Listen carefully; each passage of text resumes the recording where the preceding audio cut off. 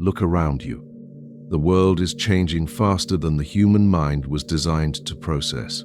For the last 100 years, society handed you a very specific script. It told you to pick a lane. It told you to choose a major, find a niche, and become a specialist. They said, "Jack of all trades, master of none," with a sneer, warning you against wandering off the path. But here is the uncomfortable truth they didn't tell you. That advice, it was designed for a world that no longer exists.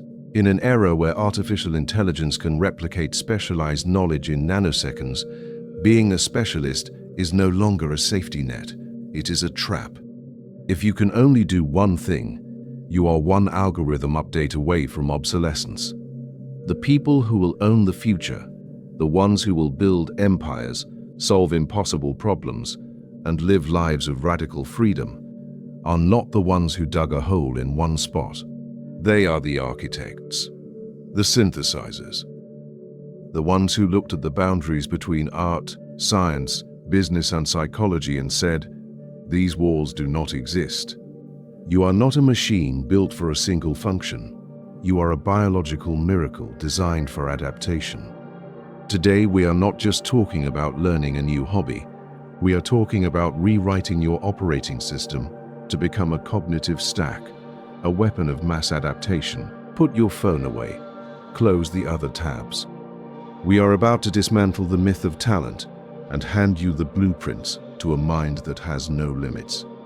Let's begin by shattering a hallucination you've likely held since grade school. We are taught that the path to success is linear. You go from A to B. You study law to become a lawyer. You study code to become a developer. This is the assembly line mindset. It works beautifully for building cars. It is catastrophic for building a life in the 21st century. Why? Because linear specialization is fragile. Nassim Taleb, the scholar of risk, talks about anti-fragility, things that gain strength from chaos. The specialist is fragile. If the market shifts or technology pivots, their entire value proposition evaporates. The generalist, the polymath, is anti-fragile. When one door closes, they have the keys to 5 others. Consider the fox and the hedgehog concept by philosopher Isaiah Berlin. The hedgehog knows one big thing. The fox knows many things. For decades, the hedgehogs ruled the corporate world, but today, the foxes are taking over. Why do some people seem to have a Midas touch? Succeeding in business, then fitness, then art. Are they genetically superior? No. They simply refuse to amputate their curiosity. Tin 40. Think of Hedy Lamarr. To the world, she was a glamorous Hollywood actress in the 1940s. But while her peers were partying, she was at her drafting table. She didn't just memorize lines, she studied frequency-hopping spread spectrums.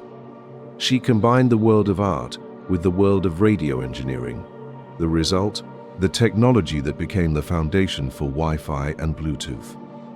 If she had listened to society, if she had stayed in her lane as an actress, you might not be watching this video on a wireless device right now.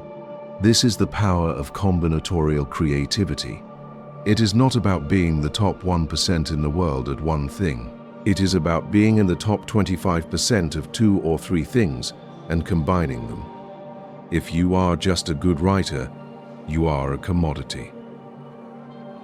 But if you are a good writer who understands data science and understands persuasion psychology, you are a unicorn. You are untouchable. Ask yourself right now, if your main source of income or identity vanished tomorrow, what else could you do at a high level? If the answer is nothing, you are in the danger zone. I can hear the objection forming in the back of your mind, but I'm not a genius. I'm too old. My brain doesn't work like that. This is a biological lie.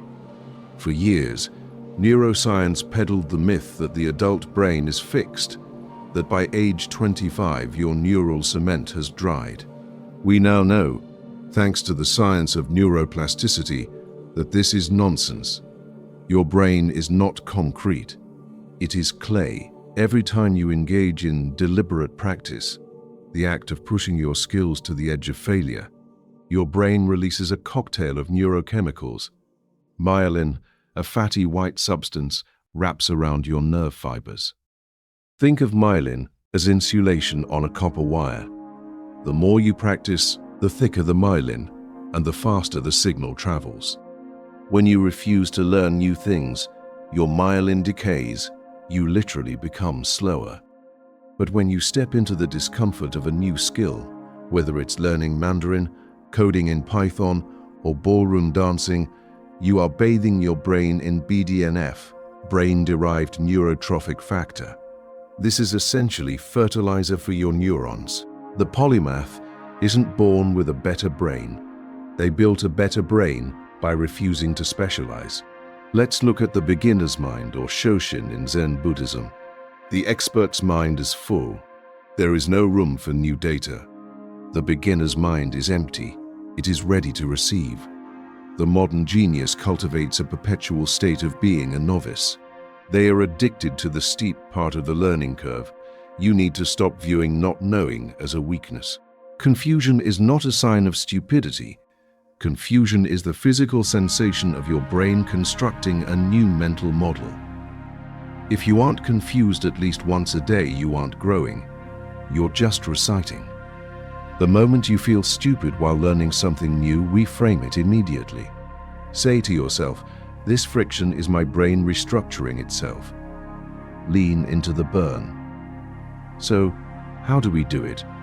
How do we master multiple domains without spending 50 years in university?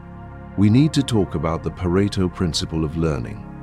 You know the 80-20th rule.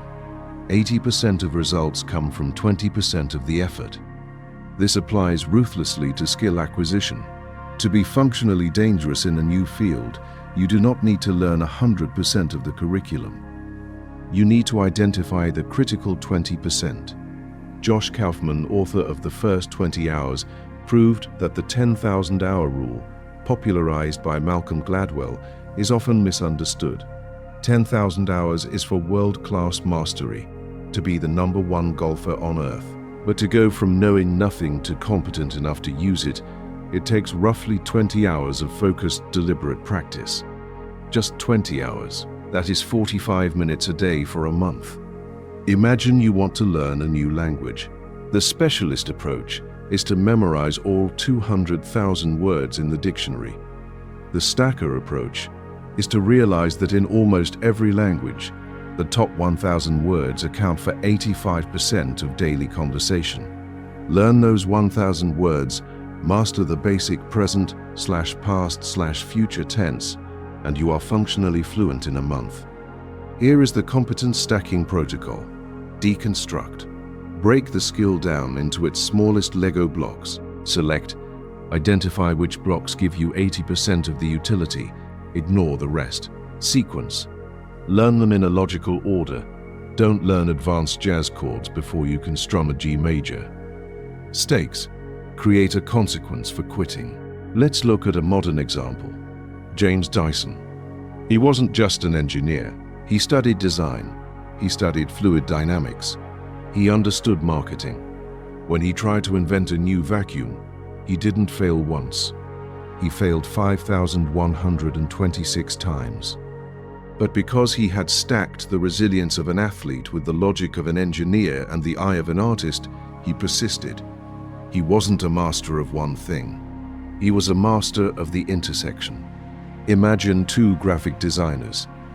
Designer A is the best in the world at Photoshop. That's it.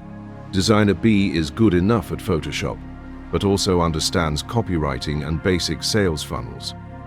Who provides more value to a business? Designer B. They aren't just making a pretty picture. They are building a revenue engine. Stack skills that magnify each other. Now we hit the wall. You have the desire.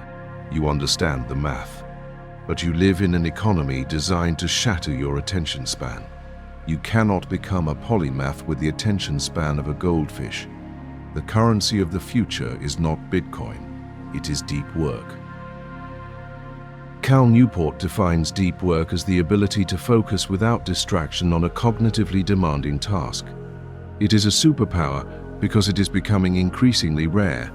Most people spend their lives in shallow work, answering emails, Slack messages, and scrolling. To learn hard things quickly, you must declare war on distraction. You need to understand the concept of attention residue. Every time you switch tasks, glance at a text while reading a book, a part of your brain remains stuck on the previous task. It takes nearly 23 minutes to fully refocus. If you check your phone every 10 minutes, you are functionally operating with a brain that has had a lobotomy. You need to build a monk mode protocol. This isn't about being antisocial. It's about being pro-cognition. The protocol. The phone jail. When you are learning, your phone must be in another room, not silent. Away. The mere presence of the device drains cognitive resources, the 90-minute block. Our brains operate on ultradian rhythms, cycles of energy.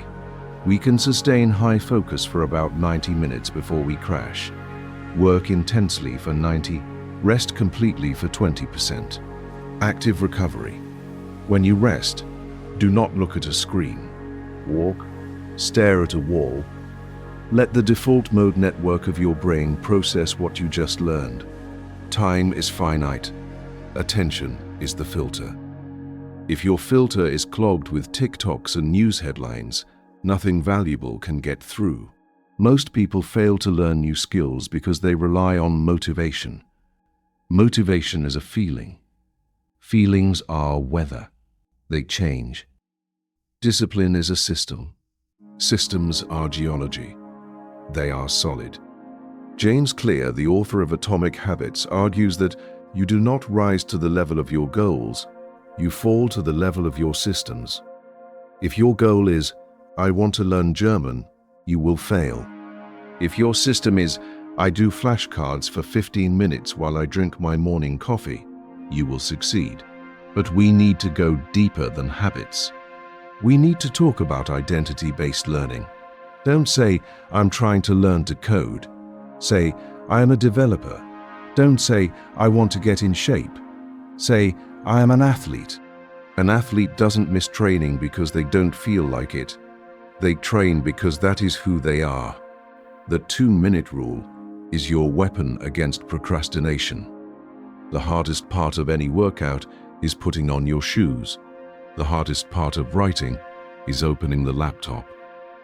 Make the start so easy it would be ridiculous to say no.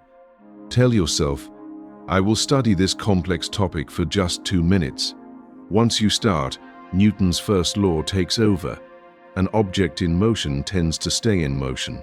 When you start a new skill, it is fun.